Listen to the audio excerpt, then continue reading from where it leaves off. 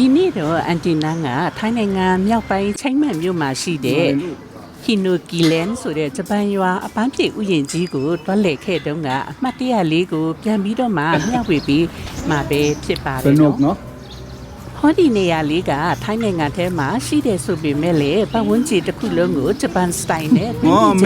မှာလှပပလေးဆောက်လုပ်ထားတာမလို့တကယ်ကိုဂျပန်နိုင်ငံကိုရောက်သွားတယ်လို့မျိုးခံစားရပါတယ်နော်ဟောဒီဖက်ကအဆောက်အဦနေရာကတော့ဂျပန်ရိုးရာဝတ်စုံကိုငါပြီးဝတ်လို့ရတဲ့နေရာပါအန်ဒီနန်းတို့မိသားစုလည်းဂျပန်ရိုးရာဝတ်စုံကိုငါပြီးဝတ်ဖို့တော့ကြည့်လိုက်ပါဦးမယ်နော်ဝတ်စုံတွေကတော့အများကြီးရှိပါတယ်ကိုနဲ့လိုက်ဖက်တဲ့အယောင်အကွက်လေးတွေကိုရွေးချယ်လို့ရပါတယ်အမျိုးသားဝတ်စုံလည်းရှိပါတယ်ရောက်တော့ရောက်ခဲရောက်တဲ့နေရာမှာခုလိုပြောပပလေးပါပဲနော်好ญี่ปุ่นสวยมากเลยอ่ะ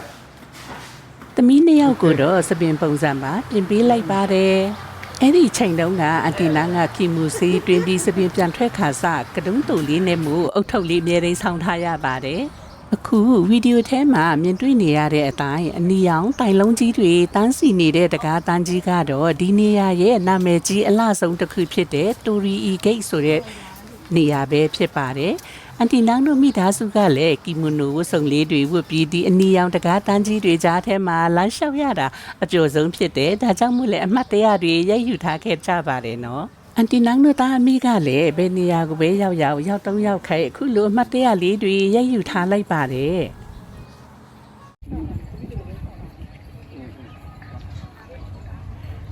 ဘသူတွေပါလိုက်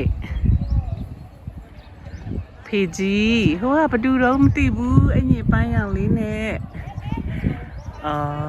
သမီးကြီးမမို့သမီးငယ်မချောသမီးငယ်မချောမမတော့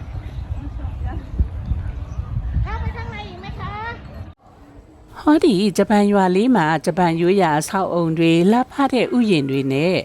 ရေကန်တွေရှိနေတော့ဘယ်နေရာကိုပဲကြည့်ရှုခင်းတွေကအရန်ကိုတရာရှိပါတယ်တငယ်ချင်းတွေမိသားစုတွေနဲ့အဖွဲလိုက်ပျော်ပပအပန်းဖြေဖို့တင့်တော်တဲ့နေရာလေးတစ်ခုပါပဲနော်ဒါကြောင့်မို့မိတ်ဆွေတို့လည်းတကယ်လို့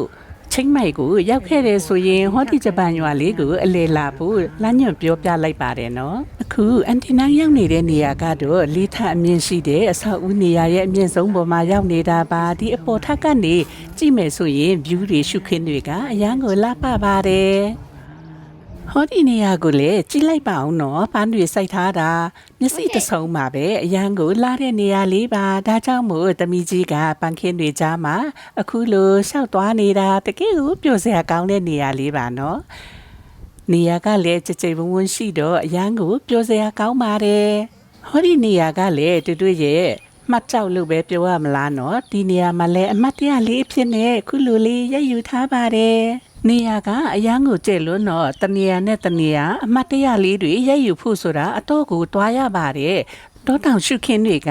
စိတ်လန်းနေတော့အမြင်အာရုံကိုလန်းဆန်းပြီးအေးချမ်းစေပါတယ်ဒါပေမဲ့တခုတော့တတိပေးပြစေနော်ဒီနေရာကိုလက်လဲမဲဆိုရင်ဆောင်းတွင်အေးချမ်းတဲ့ရာဒီမှာလက်လဲတာပူတင့်တော်ပါတယ်ဘာလို့လဲဆိုတော့ဟောဒီနေရာလေးကကွင်းပြင်ကျဲကြီးမို့လို့နေခင်းဖက်ဆိုရင်အရန်ကိုပူပါတယ်သမီးတွေကတော့ဘလောက်ပဲပူအခုလိုပြုံးပျော်လေးနဲ့မို့ပူပြီးတော့မှစိတ်ချမ်းသာရပါတယ်ခုတမီကြီးသွားတဲ့နေရာကတော့ထင်းရှူးပင်တစ်မျိုးဖြစ်ပါတယ်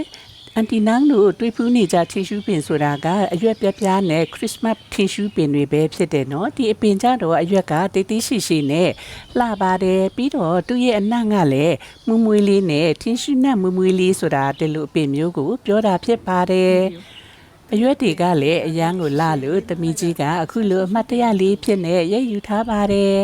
တွေ့တဲ့အတိုင်းပါပဲနော်ဘယ်နေရာကိုပဲကြည့်အေးဆေးတရာလေးမှုမိတ်ဆွေတို့လည်းအပန်းဖြေခီးထွက်တဲ့အချိန်မှာဒီနေရာလေးကိုအရောက်တော့လဲနိုင်ဖို့အားပေးပါရစေနော်အန်တီနန်းရဲ့ဗီဒီယိုကိုလည်းအဆုံးထိကြည့်ရှုပေးတဲ့အတွက်ကြောင့်မို့အားလုံးကိုကျေးဇူးထူးတင်ပါတယ်